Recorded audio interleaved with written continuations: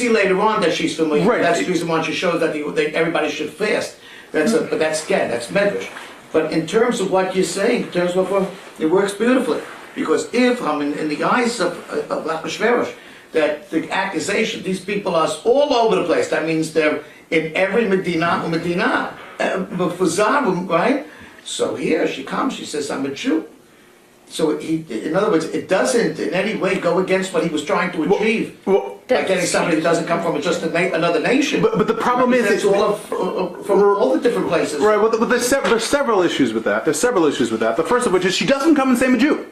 She never says I'm a Jew. Well, that's all I'm looking for. Right, she does not. Says that. Right, she never says I'm a Jew. Later on, it says she says about Mordechai, she told the king who Mordechai was to her. And obviously, if she says I'm, Mordechai's my uncle, then you can figure it out from there. But that's well after everything happened. Yes. She never comes before the king and says I'm a Jew.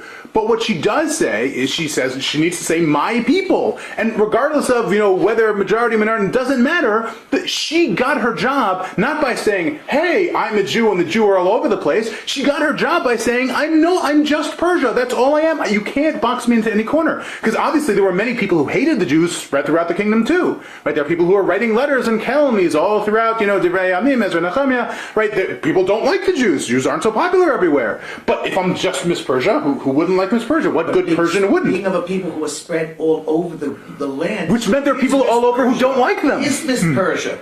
Well, but that's just it, right? Because she's a Jew, that means there's people all throughout Persia who identify with her, but there's people all throughout Persia who hate her. Right? It's both. If she's just Miss Persia, everybody loves her.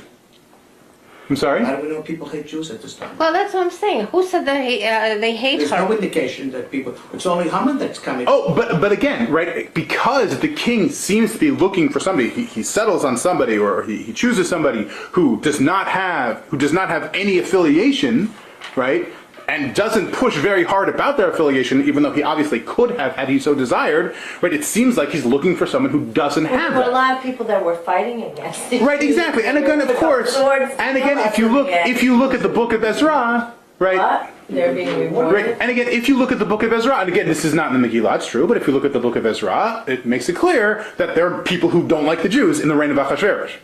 Right? It says very explicitly there are people who wrote horrible things about the Jews in the time of Achashverosh.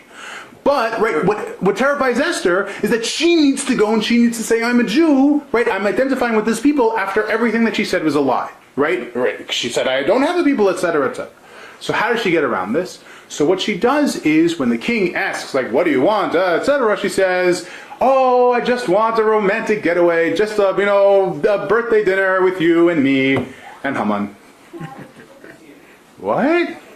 Right? Again, like, what's Haman doing there? Now, whereas Rachel is focusing on the political aspect, right? Reforman is focusing on the emotional aspect, right? What is the king is thinking, like, why is Haman coming to my romantic birthday party? Like, well, that doesn't make any sense, right? And then again, the next day she asks for the same thing, and the king can't sleep, and Haman is there again, and Haman is always asking for honors, and what is the king afraid of, right? Right? The king seems to be worried, what is going on with Esther and Haman? Now, Esther's playing a very dangerous game. Right? Very dangerous. Because the king might conclude, right, something is going on with Esther and Haman, especially after what happened with Vashti, just, off with both of their heads. Or he might think that the queen has a thing for Haman, and that Haman is being loyal to him, and he might take it on Esther. Right? That's the issue, right? She's playing this game because she doesn't know, right, how things are going to turn out when she says, "O king, everything I told you before is a lie." She's worried that the king is going to be furious at her. And what happens, right? By the time the party comes, Haman is in bad shape, right? The king is suspicious of Haman, both because of what Esther did and because of what Haman himself did.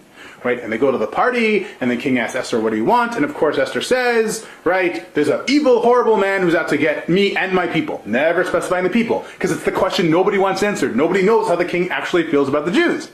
And of course what happens is the king gets furious, right? It seems from the text he's furious at... It doesn't matter if they're Jews or not, the people of his wife that he loved. But does he still love her after he finds... It never says he loved her. Never says he loved her. He chose her from all others. Because of her political convenience. And now she's saying it was all a lie. What do you mean for political convenience? Because she doesn't have a people. He needed a way out of the mess of the 127 provinces. She is right, all having... But she doesn't say she's from Shushan. Right? She doesn't say she has a people, she doesn't have a background. Well, we don't right? know. It doesn't just This is according to the second. Sorry? Read the rest of the pasuk.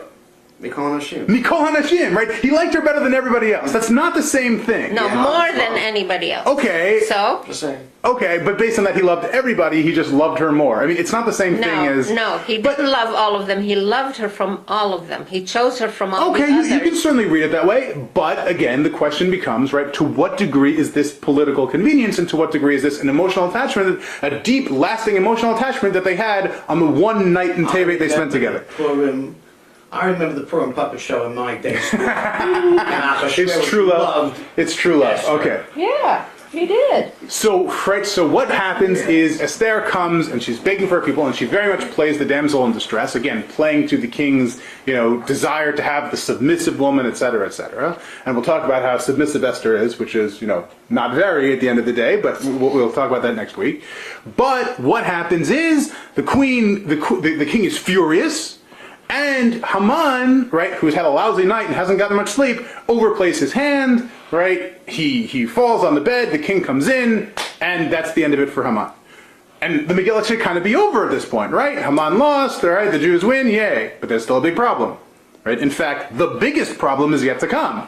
Because Haman may be executed, but that doesn't change the fact that the decree is still out there. And the king isn't gonna take it back. No matter how much he may love Esther, he may love Esther more than all the other women. He may love Esther independent of everything. He's still not gonna return the decree. Which kind of makes you wonder how much he really loves her, but that's neither here nor there.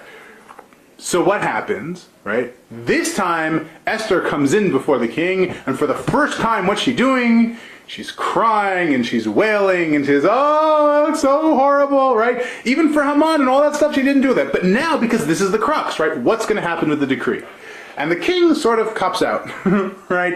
And you can read this as a positive, you could read this as a negative, but he basically says, okay, right, Mordechai, you're a smart guy, right? You managed to figure all this out. Here, he takes off his ring. He gives it to Mordechai, and he says, okay, do what you can, right? Do the best you can. And of course, Mordechai comes up with this brilliant idea, and he sends out the message to everybody, to all of Shushan, right, that the Jews are encouraged to defend themselves, right? What's he doing? Is he just giving permission to the Jews to defend themselves? Right, because what does it say? And many people who were mityahadim, either they legitimately or perhaps illegitimately, right, converted to Judaism or sided with the Jews because of fear. Well, why the fear, right? There's one decree that says you can kill the Jews. There's another decree that says the Jews can defend themselves. The Jews are a minority. It still seems like they're the worst of it, right? But by sending out this decree after the first one, especially with Haman being executed and Mordechai in charge, it's not just a decree. It's also an official statement of the position of the government. Right? The king may think that by never pulling back a decree, what that means is people just assume that the king is always, right, and that nothing ever changes and it's all steady. But everybody knows that's not the case and that there's winds of change. And right now, the wind is blowing in favor of the Jews, and everybody knows it. And so, of course, right, there's ultimately the war, and the Jews are victorious. And just one minor point, people talk about, right, what happens with the sons of Haman in the 2 days, right? So what happens, right, when it talks about being tala alaitz, we can end with this, and we'll be discussing many other factors, including the very end of the Megillah, which is very confusing. We'll be discussing that next week. But what does it mean, tala alaitz? Right, some people are going home for dinner, so this will be a great intro for dinner, a great lead-in. Right, talalates doesn't mean they're hanged. It doesn't mean it's a gallows and they pull out the thing and people drop. In general, by the way, that form of execution where you break the neck by hanging is very recent. Last 200 years. Prior to that, hanging meant it was up here and you were slowly deprived of oxygen. It would take people about a half hour to die. But even that's not the way the Persians executed people. Right? Persons executed people usually by garroting them, perhaps by executing by the sword. Right? What does it say the first time? The 10 sons of Haman are killed. What does it say the second day? Right? They ask for permission for the 10 sons of Haman to be tala. What does tala mean? Hanged up. It means they were impaled. Right? They were impaled and then they were put in public view.